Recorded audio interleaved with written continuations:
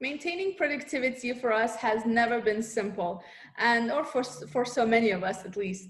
And in this current situation that we're in, we're almost forced into this new phenomenon, which is working from home. So how can one actually maintain that productivity? How can we find that balance? And how do we learn to cut ourselves off at the end of the working day? And when does your working day actually end? I think it's important, Ivan, for us to take a note as well that this is not a normal working from home situation, meaning that for so many of us, we're still not going back to the office, we're still not working out of coffee shops, we're not socializing as much as we used to. When in fact, working from home is not something new. It's just working from home used to be known as something like working from a cafe or working from an alternative location instead of just your office. But being sort of forced to work from home, when in addition to that, your family is also in your home, your kids are studying from home, perhaps your partner or spouse is also working from home, and depending on the size of your living space, that could be a challenge. And in addition to that, if you are alone, in fact, then sometimes we might not even know when to stop working because we don't have the distractions of family. So I think it's important for us to understand this. And I think this is something so many of us are struggling with at the moment. And a couple of things that really can help us be more productive is remembering that just because our Zoom meeting starts at 9 a.m. does not mean we wake up at 8:50, as much as that is enticing maybe for some. So I think maintaining our regular schedule is very important when it comes to working at home. And in addition to that, making sure that your distractions are limited. So you don't have distractions of your coworkers face to face, perhaps, but you might get those email pop-ups in your on your computer. So closing your emails to be able to get into that focus state for at least periods of time, scheduling your day, making sure that you have your emails you're checking, making sure you schedule your lunch, you schedule your stretches, whatever you need to do to maintain that productivity, essentially.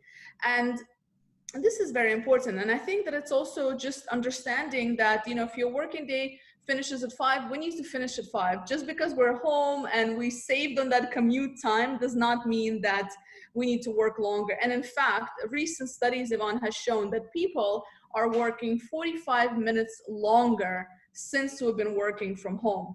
So, but are we necessarily more productive? That is questionable because we're also more burnt out, more anxious, and overall dealing with more mental health challenges at the moment. So talk to us a little bit about, Ivan, about how do we put this into a structure? So how can we actually implement some of these productivity hacks? Elena, so I need to go back a little bit to the biology of the human beings. So in our brain, we have fight between the things that we must do and the things that give us the instant reward, like for instance, checking up on our social media and so on. So guess what? In fact, most of our brain is made of parts that like this routine and the instant reward. So obviously, the pleasure always wins. Something that is pleasurable for the exact moment is something that we are going to tend to do in an easier way than the things that we must do when we are working from home. And very often, whatever we needs effort is always losing the battle. So we need to be finding a way, like a mental process to make it easy to do the things that we must do and to make it a little bit more difficult for the things that prevent us achieving our goals.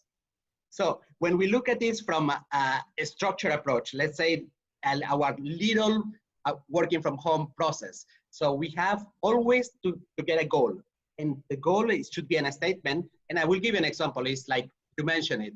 I want to finish my day on time at 5 p.m. every day. So the first step is already to fix that goal.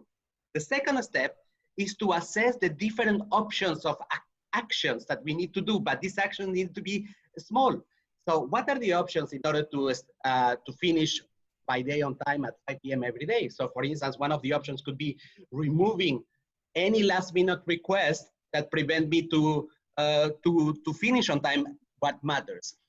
The other option, it could be planning most of the important goals of the day, to have the time to plan. So this is the second step, which is assessing all the actions, small actions that we need to do. The third step is about starting very, very small. If you need to create a ritual in order to beat the pleasure, uh, you need to have an action that is already very small, like for instance saying, every morning I will allocate 5 minutes to do the planning and block the timing in my calendar for things that are going to make me satisfied, fulfilled, and I must do during the day.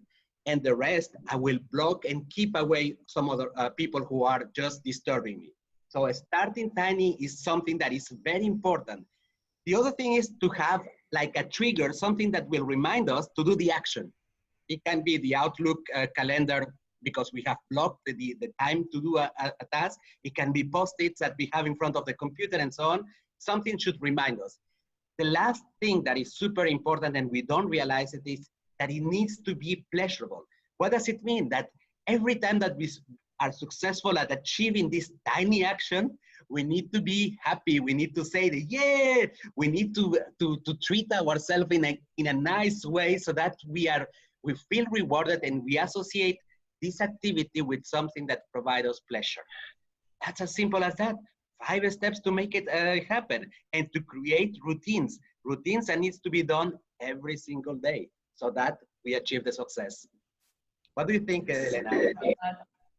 Yeah, I think it's quite applicable for so many of us again, and it's quite easy to implement if you think about it. It's just, creating that schedule, removing those obstacles, having those reminders, and celebrating when you have achieved, that productive day, that day that you didn't spend just sitting in front of the computer, but you spent just enough time to get the work that you need to get done, and to also be kind to yourself, as you mentioned, just to reward yourself at the end of the day. This is a new situation for so many of us, and we're all learning as we go. So by breaking it down into small, tiny little steps is the way forward. So we hope that this will be beneficial to you in your days at home.